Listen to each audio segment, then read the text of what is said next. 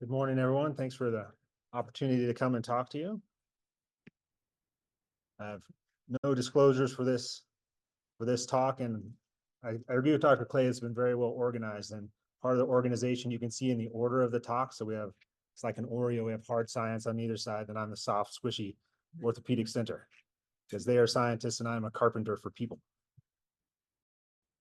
If you have any questions as we're going along, feel free, shout it out, raise your hand. I'm happy to stop and discuss. So as been mentioned by several other people, there are a variety of names for what we were talking about today, and we're trying to combine it all under TGCT, but historically, if it was inside your joint, they called it PBNS. And if it was dissociated with a tendon, called it giant cell tumor of tendon sheath. But as Dr. Clay showed us, this is the same spectrum of disease. So we're trying to combine it under one name. And if you've heard something said by Dr. Stern and then by Dr. Clay and then by myself and then by Dr. Wilkie, this is all part of the quiz that you will take at the end. And Dr. Stern showed this very same picture. So what is PVNS or what is TGCT, Tenosynovial giant cell tumor of tendon sheath? It's all an overgrowth of a particular type of cells that come either from the synovium, from periarticular synovium, those cells that grow around tendon sheaths. And when we look at joints, so where two bones come together at the end of those joints is cartilage, and that will come into play because sometimes TGCT damages joint surfaces. And so when we talk about arthritis, we talk about damage to joint surfaces, what we are talking about is damage to the cartilage ends of the bone. So the cartilage is what allows smooth sliding and gliding of joints. And when that cartilage becomes damaged or becomes rough, those joints don't slide smoothly anymore. That causes a lot of pain. And you have a joint capsule, which is a thick fibrous tissue that connects those two bones together. And the lining of that joint is the synovial cells. So the synovial cells are important for producing fluid for the inside of your joint. Just like your car needs to be oiled, the joints need to have joint fluid within them to allow them to move smoothly. But when you get too much joint fluid, either because those cells are overproducing it or because of what Dr. Clay talked about with the recruitment of cells from elsewhere in your body, you get so much fluid inside that it causes swelling and pain and stiffness. So if you think about your joint as a water balloon, if you only have a little bit of water in it, you can squish that balloon and the joint moves pretty easily. And when it's really filled up, it's really tense and tight, and you can't move that joint very well. And so there are two different types or two different categories of TGCT, and one is localized. So these are MRIs from two different people. And if you're one of my patients and you recognize your MRI or X-ray up on the screen, thank you. So this is looking at the knee from the side. So this is the kneecap up front, and this is the end of the femur. This is the top of the tibia. So this is the joint. So this is the front of the knee. This is the back of the knee looking from the side. And this is a tumor in the back of the joint. And it's very small. There's only one. When we look at the rest of the joint, I can't see it anywhere else inside the joint. And this is very different from the diffuse type. So this is an MRI as well, looking at the knee from the side. The colors are a little bit different. We're just looking at it in different ways. But this is the kneecap up front. This is the end of the femur. This is the top of the tibia. And this is tumor in the front of the joint, tumor all through the back of the joint. This is grown outside of the joint itself. So we showed that picture with a joint capsule, so that the joint capsule is here on this patient. And so the tumor started inside the joint, but it's made its way outside of the joint as well. So this is a very different situation than this one. So in this, both sides of the joint are involved. This one, only one side of the joint. And there's a big difference in the bulk of disease for these patients. So why do we worry about this? Why do we worry about PVNS? Why do we worry about TGCT at all? So swelling is a very common feature of this, and pain, stiffness, loss of range of motion. So we worry about this because it causes impairments to function.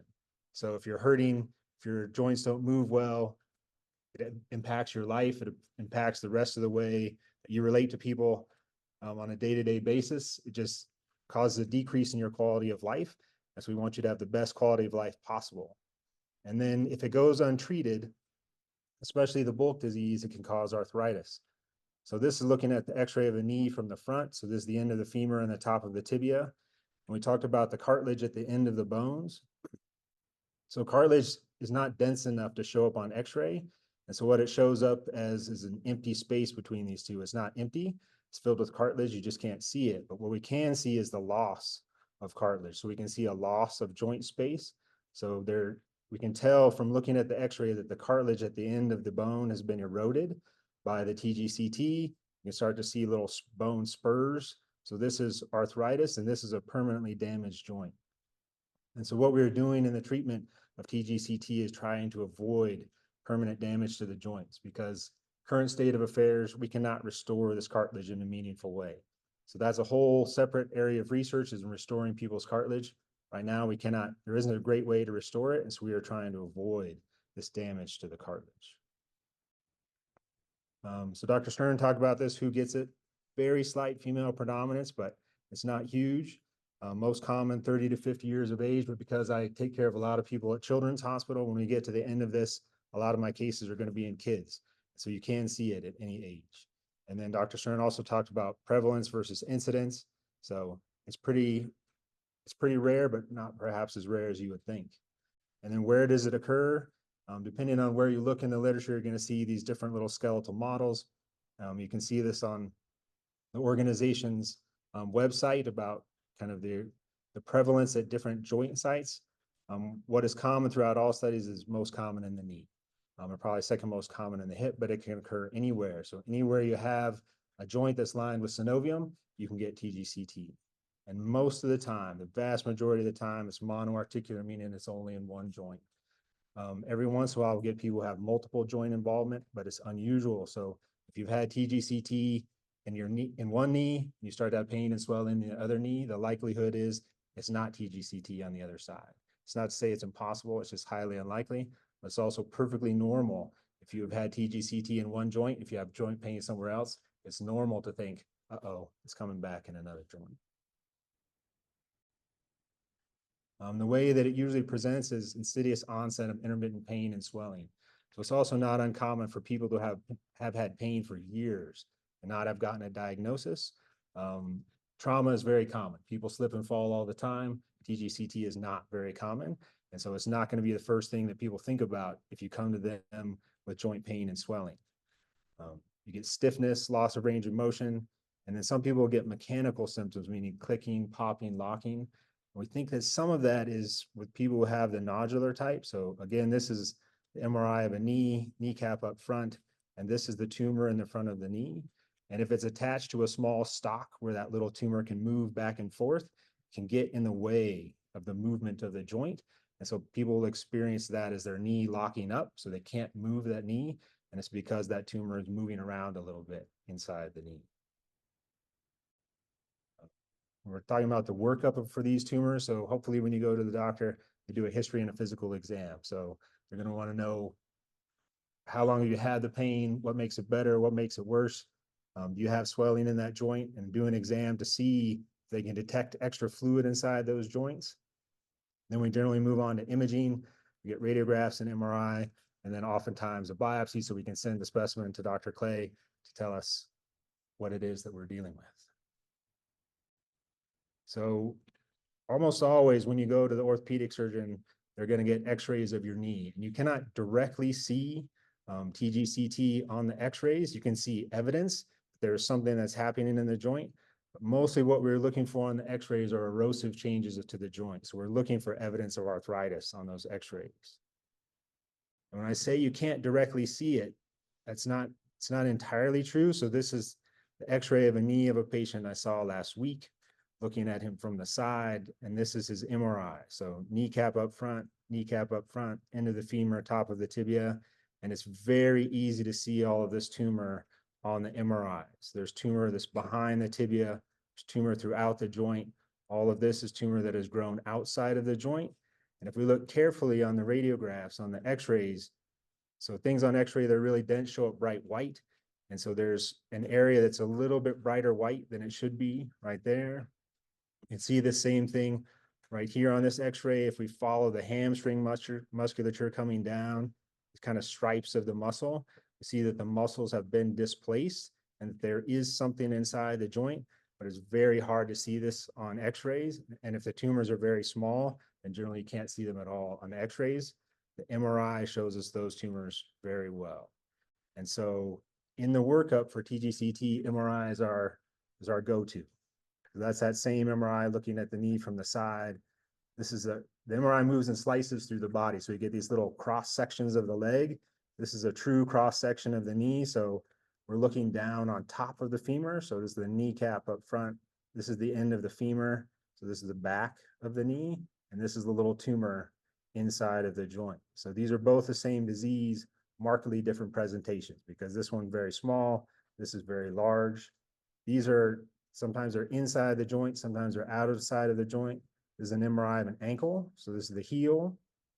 This is the shin bone, the tibia coming down. The toes would be off of the screen. And this is that tumor. And this one is sitting outside of the joint. And then this is the MRI, an MRI of an elbow, which we'll look at again very shortly. And so when you go to somebody and they're ordering an MRI looking for tumors, most often you'll get that MRI ordered with and without contrast, which means you get an IV and they do an injection of a substance to try to help us see the tumors. And the other thing for TGCT, especially for recurrences, are these things called gradient echo sequences. So if somebody is sending you for an MRI and it's with a gradient echo sequence, the reason that we are doing that was mentioned by Dr. Clay is that there is hemosiderin deposition within these tumors, meaning hemosiderin is a protein with iron in it, and that M in the MRI is magnetic. And so if you have iron deposition in or around your joint, we can see it on the MRI, and the way that shows up are these black areas that look like little blotches. I think of them like blotches of ink with little splatters around them. And that's the iron that's inside the joint, and it creates interference with those magnetic pictures and helps us look for tumors inside the joint, especially when we're looking for recurrences. And then in terms of the workup, whether or not you get a biopsy up front to make the diagnosis varies a lot depending on the person and the type of the disease and how it presents. So there are very few tumors that grow inside of joints. There are a lot of tumors that grow everywhere else in the body, but inside the joint itself, there are very few. So often we can be pretty certain about what your disease is based on the MRI alone. But kind of the reasons we would get a biopsy before having any type of surgery, if it doesn't quite look like what we expect for TGCT, we think that it might be something else. We always want to know what we are dealing with before we go to surgery to make sure that you get the correct surgery. And so that sometimes you'll get a biopsy in advance of surgery. So if the diagnosis is uncertain, we can do a biopsy up front. If we're pretty sure about what it is and you're going to surgery and we start that surgery and we look at the tumor itself and it does not look like what we expect, and we're going to stop what we are doing, take a little piece of that tumor during the surgery, send it to Dr. Clay, go sit in his office, look at it through the microscope and say, is this tumor that we are dealing with, is it TGCT or is it something else? Because we don't want to proceed with the bigger part of the surgery before knowing what we're dealing with. And then anytime we take tumors out, they all go to the pathologist. So I had a question before about recurrences. Do you think it might be a malignancy? And so if you're having recurrent surgeries, every time we take that tumor out, we're always sending it to the lab to say, are we still dealing with what we think we are dealing with? So this is a picture of a tumor outside of the body. It was also explained to me in advance that not everybody has a predilection for looking inside of people's bodies like I look inside of people's bodies. So we have limited the actual surgical pictures for this particular talk. So it looks kind of brown and yellow. And that also has to do with that hemosiderin deposition, the iron deposition inside the tumor. And Dr. Clay took you through the microscopic appearance of this tumor. So when we think about treatment, there are options for treatment. So very rarely you'll find these by accident. Someone will get an MRI for a different reason, having nothing to do with the inside of the joint, and we'll see a small tumor inside the joint. And so if it is not causing pain and it is not causing problems, every once in a while, we'll just keep an eye on it. Keep an eye on meaning you get MRIs at certain intervals to make sure that it is not growing and not changing. And we also have a talk about if you develop pain in this joint, or if you develop swelling in this joint, then we need to hear about it.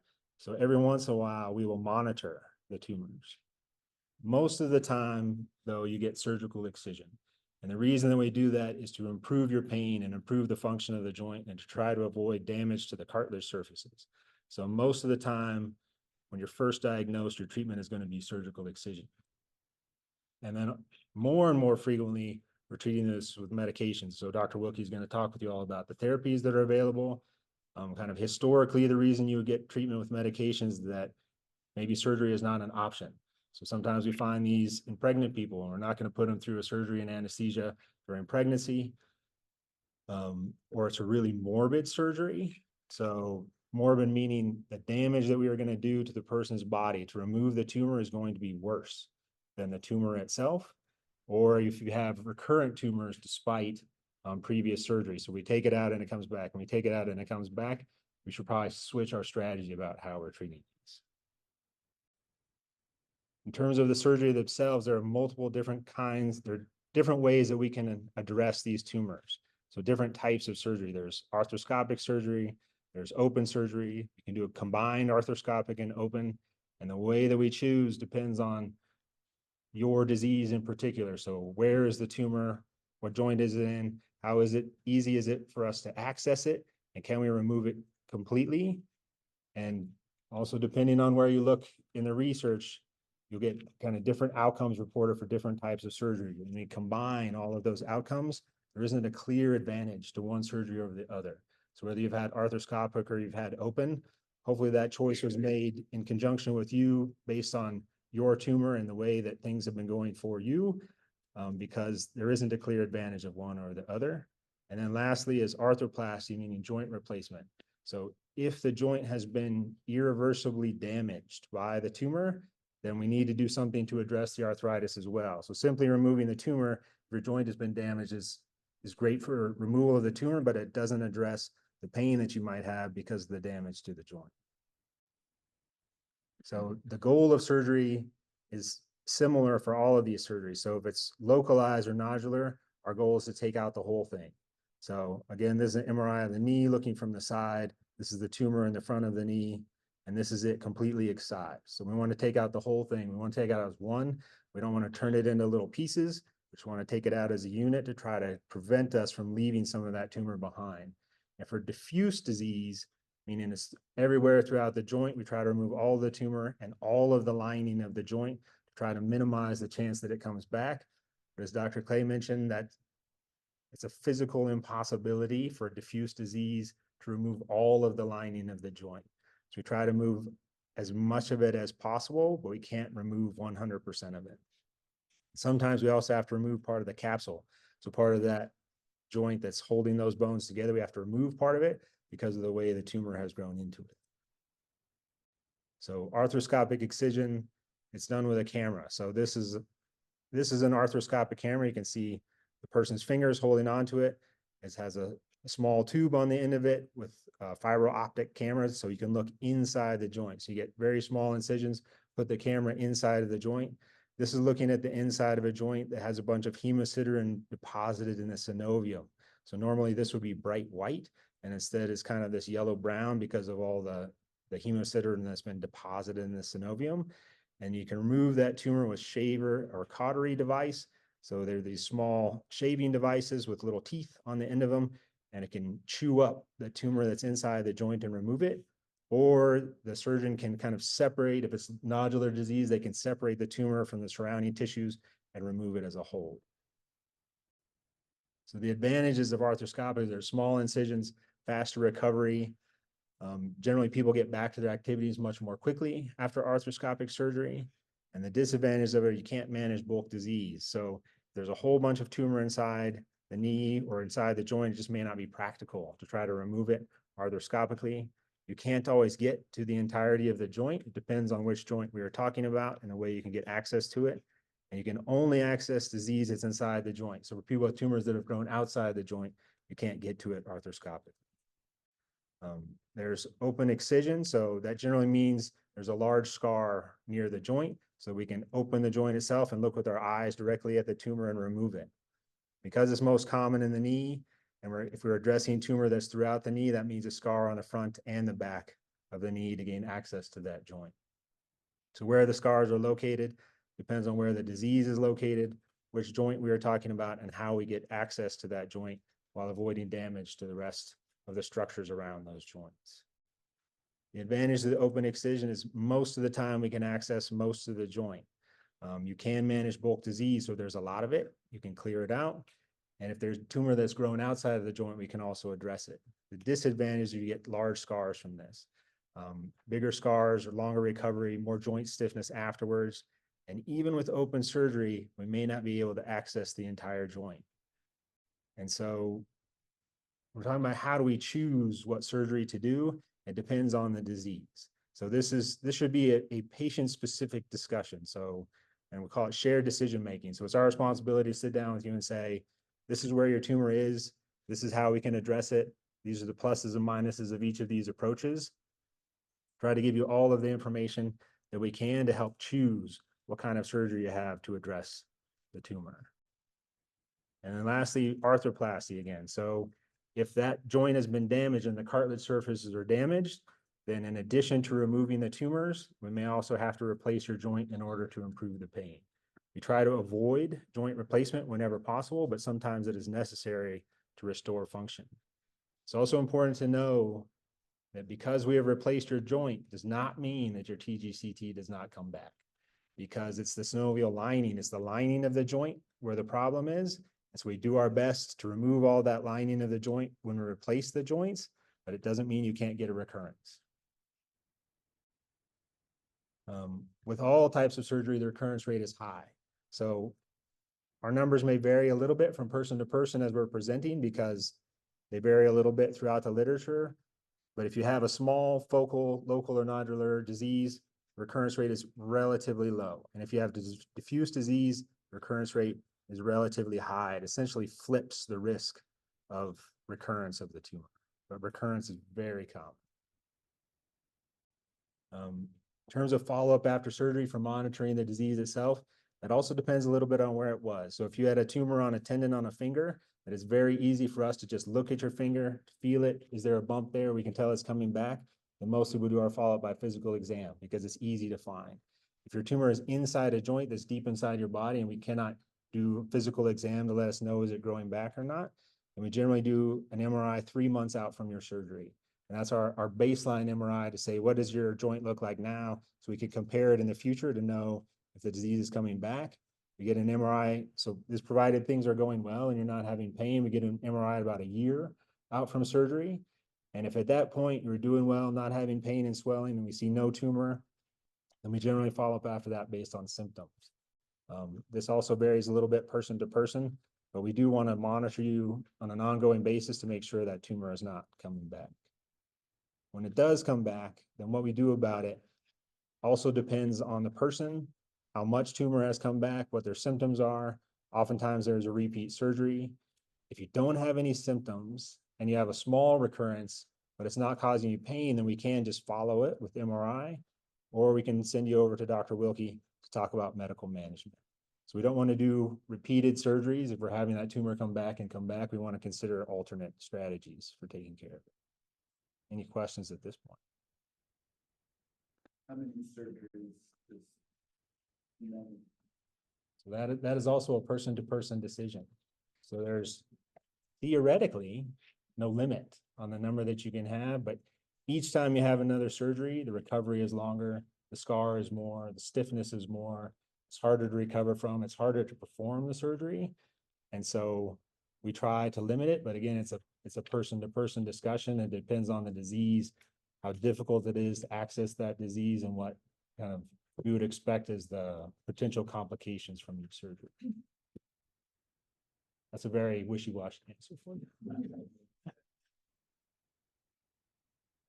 So if you have to have a knee replacement, what steps do you take to try to mitigate the failure rate? Because I assume that the failure rate is higher after knee replacement.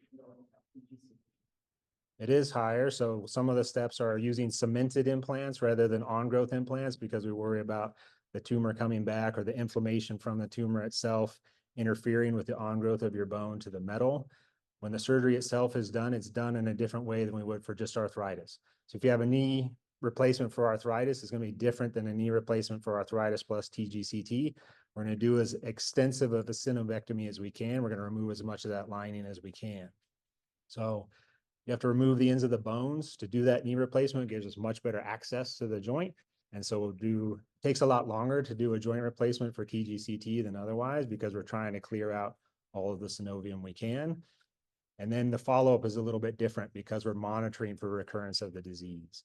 And so it's not just monitoring for how are you doing with your joint replacement, it's also, do we see any evidence that your tumor is growing back?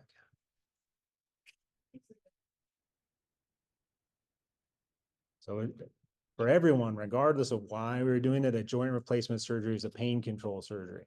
So if the joint surfaces have been damaged and they can't be fixed, and we can't manage your pain by other means, then it's time to consider a joint replacement. We would like you to be as old as possible before you get your joint replacement, because it's a mechanical device. And like all mechanical devices, it has a limited lifespan. So for most people with joint replacement for arthritis, we hope you get 20 years out of that joint replacement.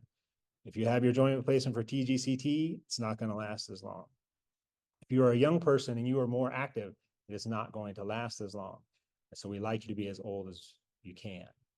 But if the pain is such that you can't do your normal daily activities and it's interfering with the rest of your life, we can't control it, then that's time to consider joint replacement.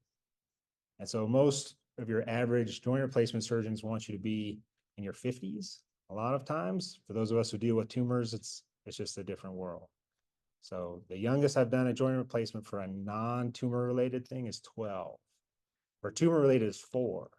So we will do it young if we have to, but we'd prefer to not do it. So,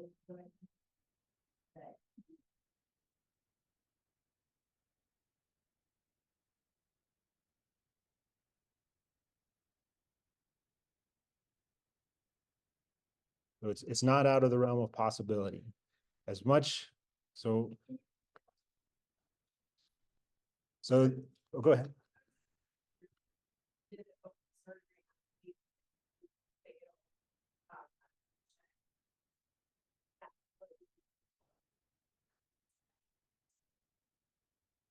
Did you hear that? Yeah, so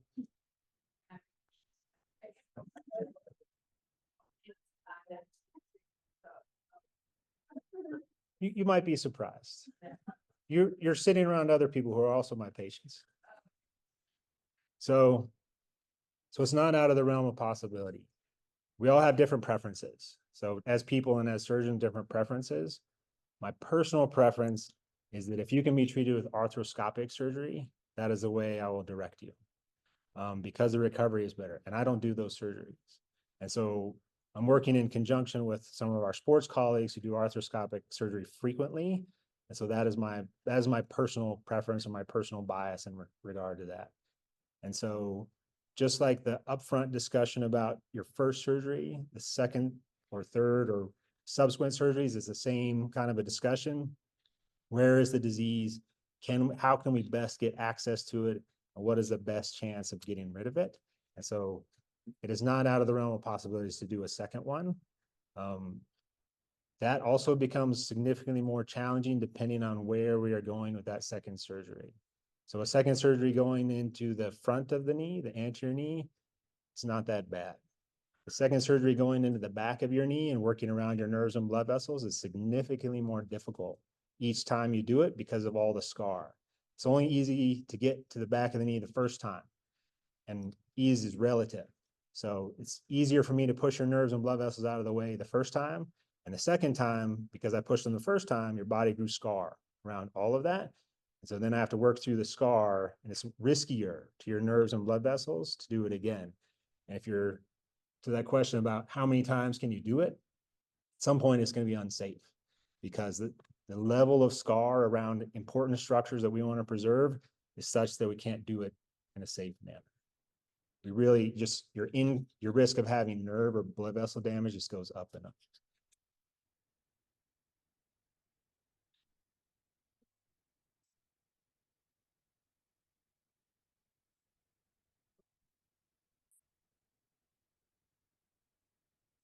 So it's the same as the upfront goals, to try to decrease the amount of disease that you have, to improve your joint function, to improve your pain, and decrease the swelling.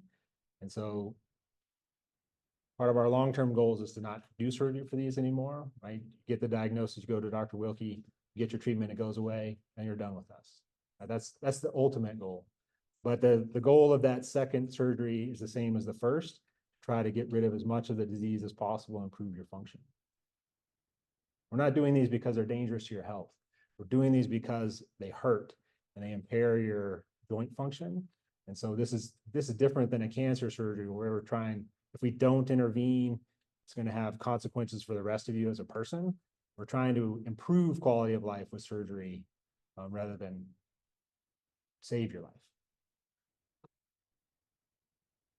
Talk about arthroscopic being ideal recovery, but how do you overcome the fact that sports surgeons do those, right? Like there's inherent wanting to be seen at an expert center, that's usually an oncology center. Sports medicine is inherently not always part of it, right? They're the ones that are predominantly used to. And so they're still part of the team. And so if you come and see me and I think that arthroscopic is the best option, then I'm going to call the sports surgeon that I want you to go and see, talk with them in advance, make sure that they think they can do an adequate job, and then I'm going to send you to that person. I'm not just going to push you out into the ether and say, go find somebody. You don't go to this amazing institution where you do have that really amazing collaboration. Do you have recommendations for patients that are recommended for arthroscopic and then just will leave the nest, like whether shavers are, right? Because a lot of the time surgeons are using shavers, there's issues with that. So just advice. So if you don't have support, so you can turn to institutions, you can turn to support groups, but you can also ask that surgeon, right, is this something that you do on a regular basis? Have you done this before? And what is your approach? Try to get an idea. And if that person says, well, I've never done it, but I've read about it, right? Maybe go find somebody else. In terms of dictating the tools that they use, I'm also biased as a surgeon. I'm going to ask you to don't try to nitpick those kinds of decisions with your surgeon. Right? You're not going to tell your contractor what kind of hammer to use to frame your house, because those are the tools that they use on a regular basis. Those are the tools that they are good with. And if you ask them to change what they usually do, you're asking for trouble. And so, but the best thing is to talk with them about, have you done this before? What's your experience with this disease? You can oftentimes get that information before you ever go. So whenever you call, you're making your appointment online, you can talk to that surgeon support staff and say, is this a diagnosis that this surgeon treats? And if they don't know, or if they say no, you're going to have to call somebody else. Or you can call us. We can help you.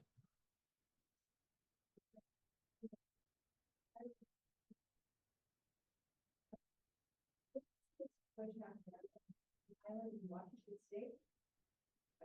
We grew up, I want to be a doctor. He said, let's go into surgery. Well, I had my first. And then I came in contact with the tumor and and